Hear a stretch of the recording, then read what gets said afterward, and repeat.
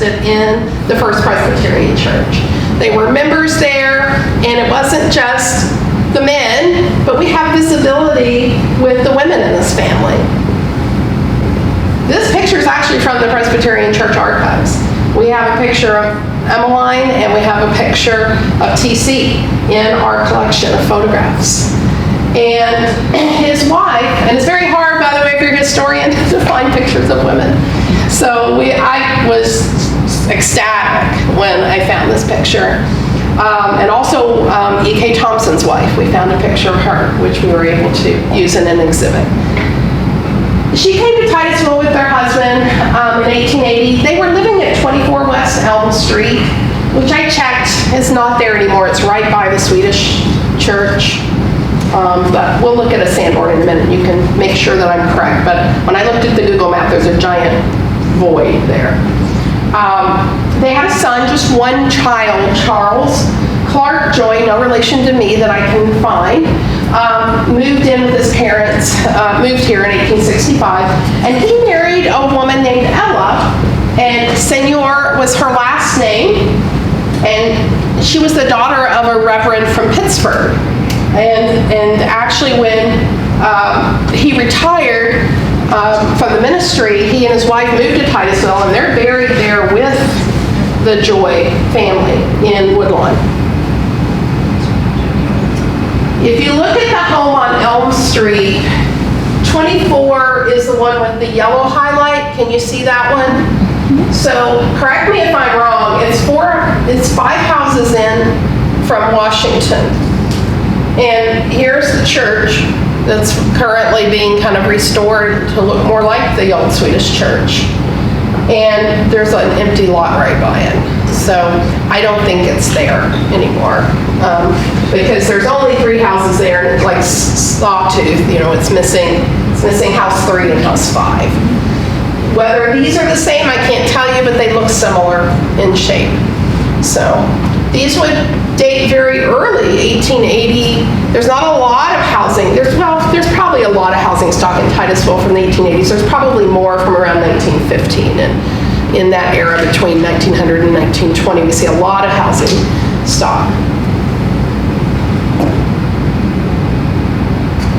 So both TC and Emmeline were heavily involved in the church. He was touted in the newspapers as being a very dedicated member of the congregation, and it's clear from keeping photographs of them in our records that they were instrumental in players in the church. If you look at, and I wasn't able to get a photo for this, but if you look at all the pew registers that Barry has talked about many times, they had purchased a space in the pews over and over and over, from the time they were there and well past TC's death. In fact, or Anna Joy, which is the sister of TC, also came to Titusville. She had her own pew spot, and then the other part of the family had their own pew spot. Now, Emmeline felt so passionately that when she passed away, she left $10,000, which is about $315,000 today, to the church. And that contributed to the building of the foundation monies with some other significant monies that came in. And so that was important to this day for the maintenance of that congregation and that church. It helped to build that origin of money. Emmeline, when she died, left her Elm Street home, because she still lived in 24 Elm Street, and a significant number of shares. I think it was the Radiator shares, I'm not completely positive, but some of the shares to Ella Joy, and she referred to Ella. Remember, Ella was Charles's wife, so it wasn't really her daughter, but she called her daughter. So we can see that they were very, very close as a family. And Anna Joy resided on Spruce Street and remained in Titusville, and she became well known. You can see many, many newspaper articles about her work rescuing animals. Sort of an early ASPCA or Humane Society type of person. To my knowledge, never married, and got into a rather nasty and public fight about the inheritance with Ella in the paper, but we'll just skip that. Ella kept the house. But there was tragedy with Charles, if you're wondering, why aren't you talking about Charles? Well, Charles, at only 36 years old, made the mistake of going to Arkansas. I can say that because I was born and raised in Arkansas, so I know Arkansas, and he caught malaria. He was traveling for the company. They had sales out west. We know this because there's a California guy calling us about his TC Joy radiators, and he died. It just devastated his father, and many people believe that was part of his father's death 2 years later. Really at the prime of his working life. He was doing great with his business, but I think his heart died 2 years before. And so the company was sold. Daniel Colstock sort of stepped up and retained leadership role. Emmeline didn't obviously want to keep the business, but she didn't want it to go away either. I think everyone in town was relieved at this solution. In fact, if you look at the discussions in trade journals and the newspaper, apparently it was about to go another direction, and then somebody said, what about this, the new iron company here? It's called something slightly different. And they said, yes, let's do it. And so they combined, they kept this as a separate division though, and actually just a few years later, the Titusville Iron Company, which later will be Titusville Iron Works, they sold off that specific division to American Radiator, which was going all over the country at that time, buying out smaller radiator plants and really establishing itself as the leading manufacturer of radiators. And that's, you know, if you're into sourcing old radiators and you look at them from about 1920 to 1950, the odds are you're looking at an American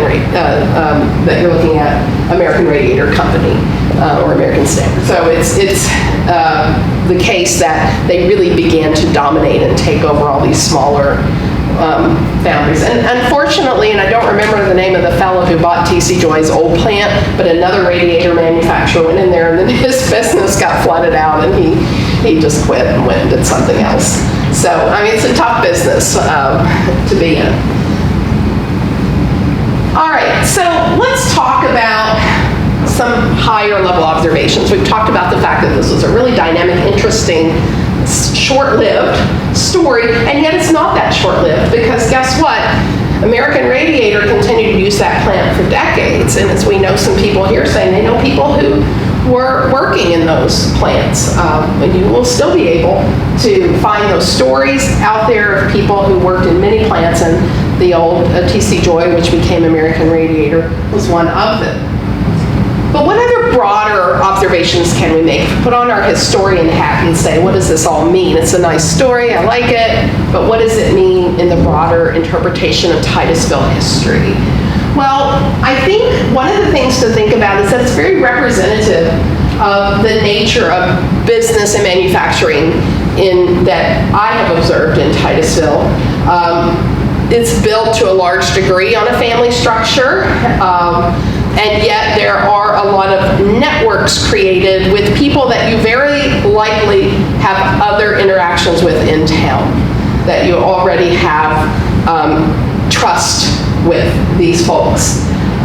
They tend to also be very philanthropic in the use of their funds and very much invested in their communities. At least that was the case here. We also see a ton of innovation. This was a period in our region, but elsewhere in the US, of rapid innovation in the development of manufacturing. And collaboration and partnerships were born of this. Of course, not all entrepreneurs left with wealth, but some of these related fields could be really brutal in this time period, the banking and the oil fields. But what we saw is that a lot of these folks became intertwined in marriage, in partnerships, in social roles that they conducted in leadership in society, and not just the men, but also the women, though they tended to be in a different sector at that time. And business deals were the order of the day. So we could see trending, and if we look, and it would be an interesting question to do a demographic study and go in and look at what's the average lifespan of a business in Titusville from 1870 to 1900, and look at the bird's eye view. So this one, when you do sort of a case study like this, it tells you whether or not that's a worthwhile endeavor, and I think it is. So there's a dissertation for somebody. Go. I am too old. I already did mine. You see familiar names in Titusville history. When we look at the national trade publication, there's a publication called Master Steamfitter, Heating and Sanitation. And they all often had Titusville news. And this one gives us a little blurb. The Titusville Iron Company has become the successor of PC Joining Company. So this is 1896 when that first sale was made, before it went to American Radiator. And the Titusville Iron Company Limited, Mr. P. Coldstock, formerly of, I think that should be, of TC Joining Company, is manager of the new organization. Other gentlemen connected with the company are, these sound familiar, J.L. McKinney, J.C. McKinney, John Furtick, and John J. Carter, who, of course, were on the board of the Titusville Iron Works.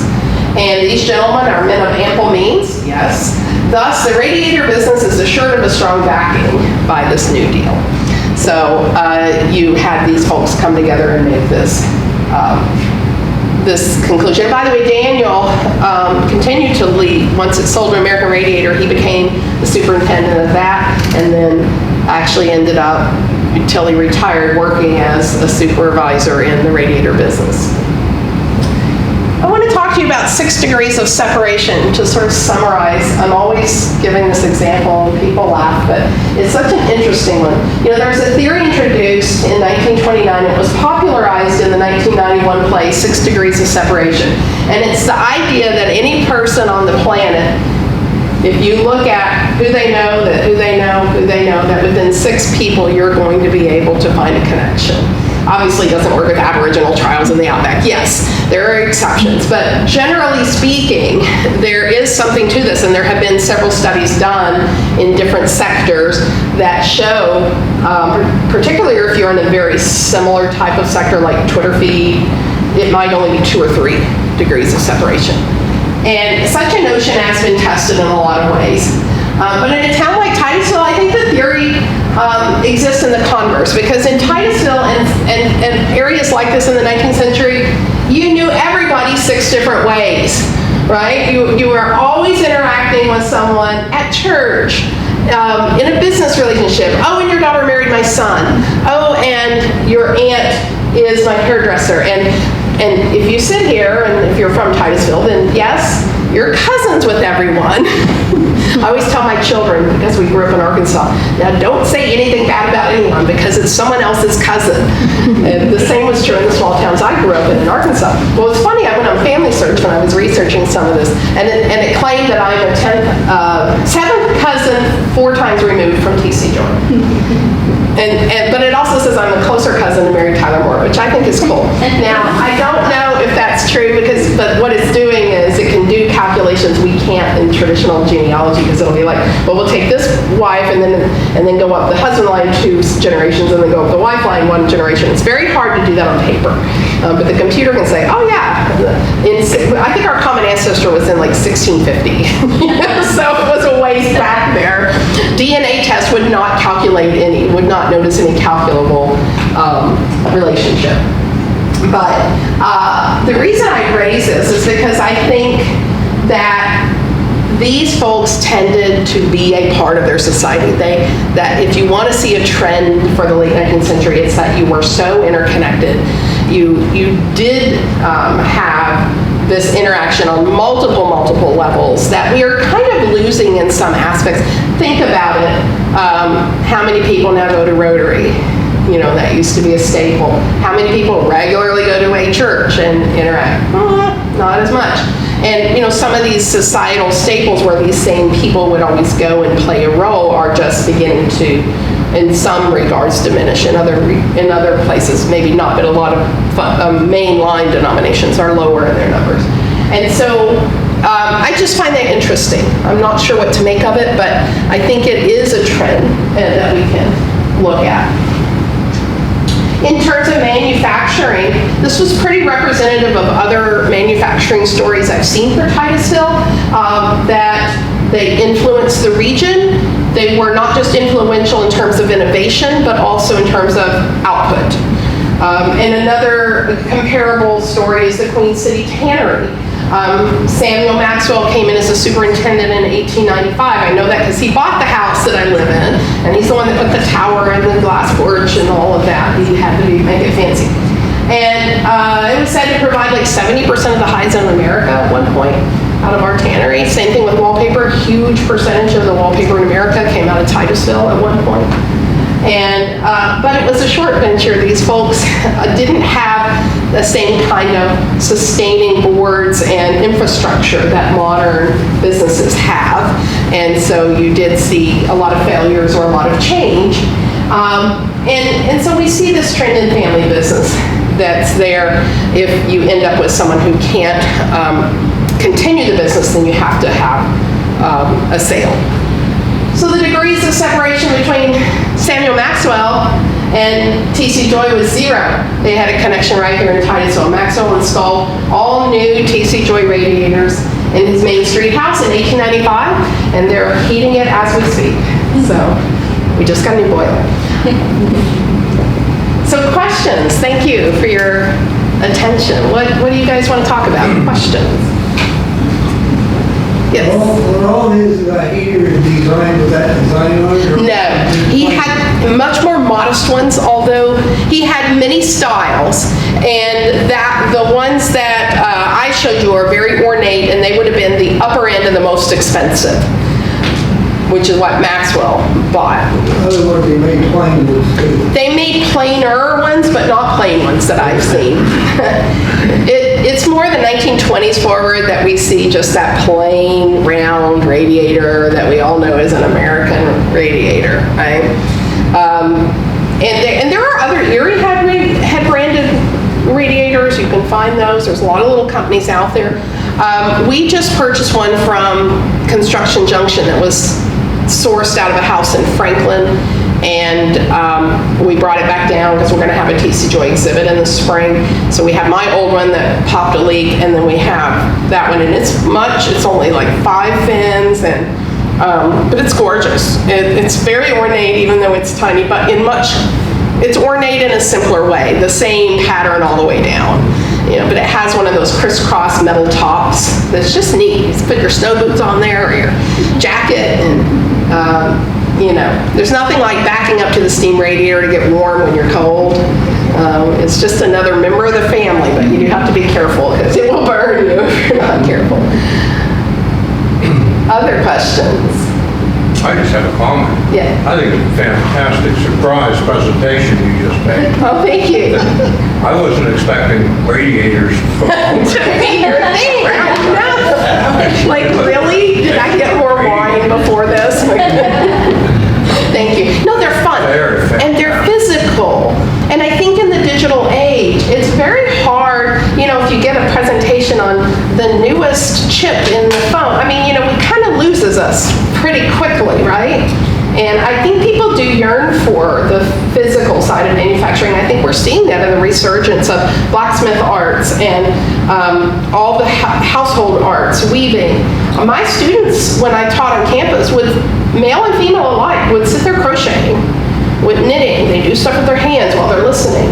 There's a resurgence of photography with traditional methods because people want that control over the medium. And so the forged in fire, there's this just fascination with making things, and we're built to make things. But when you live in a digital world, it's very hard to make things. So yeah, I think it is surprisingly interesting. I didn't know I would be so fascinated, and my colleagues at the Heritage Center are on the verge of telling me to shut up. After we get here. Are you doing all of the work on the radiator systems yourselves? No. Or is there a plumber or who? We have, it's very hard to find a company that knows how to work on steam. Okay. So we have gone through many people, and there are some fine plumbers around who are very good at what they do, but they don't really work on steam. Dietz had 2 steam guys, and they will not let them work on steam now because the ownership changed to one of these companies that takes over your heat and then puts the, the web page that it's the boilerplate. And so those guys are going to retire. I talked to some other companies who are very good at modern heat, and they tell me they can do steam, but then they send someone out who says 2 or 3 things that, though I am not a plumber, I know are completely incorrect. And I'm like, well, we got to, count the fins and size the system when we get a new boiler. No, you always just size the same or up. I'm like, I don't think so. So maybe we should just look at this book I have from 1948 that tells you how to do the sizing. Or this webinar from this guy. There's a guy in Cleveland. He's fantastic, named Dan Holohan.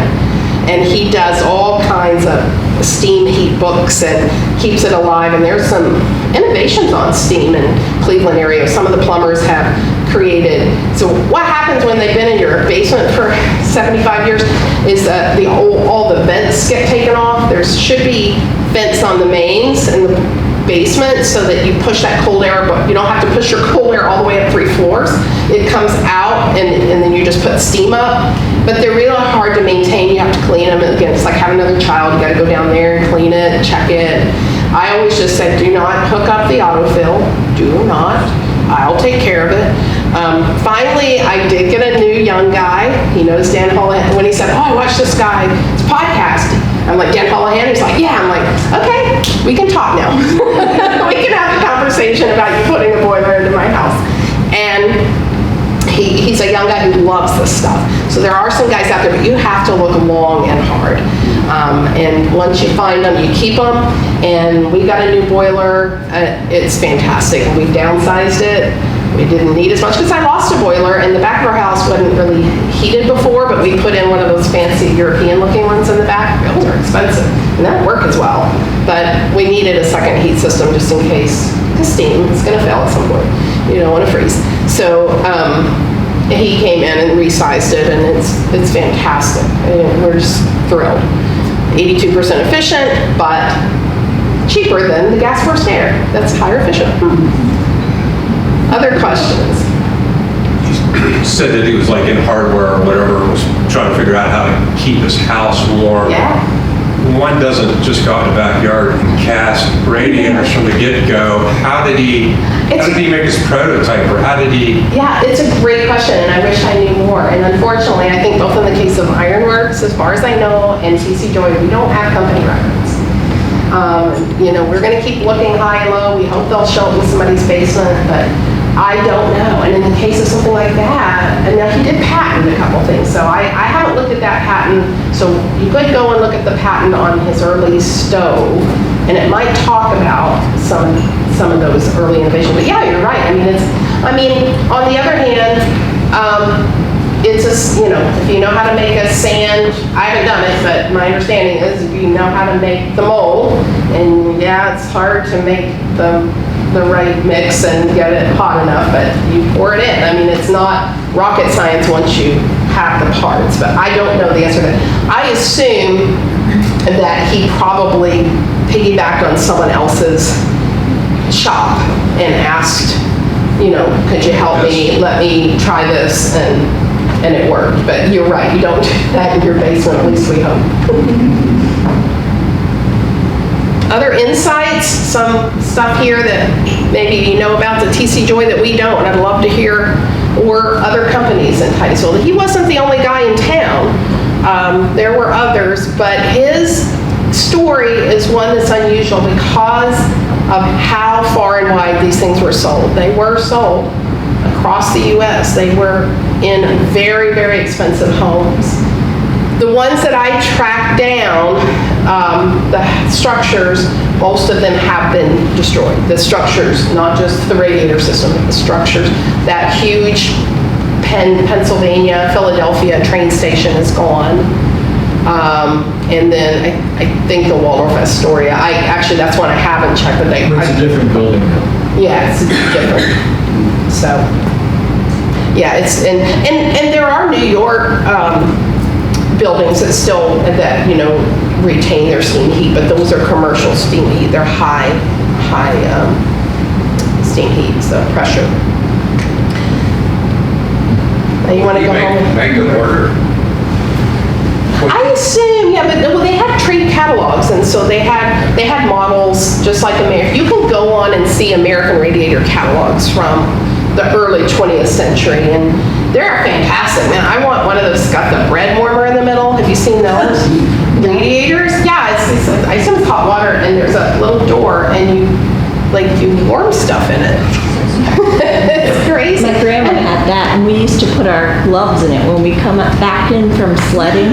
Stick our gloves in the radiator. Yeah, and of course in Europe, you have fire systems and not cast iron, but homemade ovens that you sleep on, in certain cultures, and some of those still exist. Some people still make them. But we never did that in this country. We didn't mix our heat system with our beds for some reason.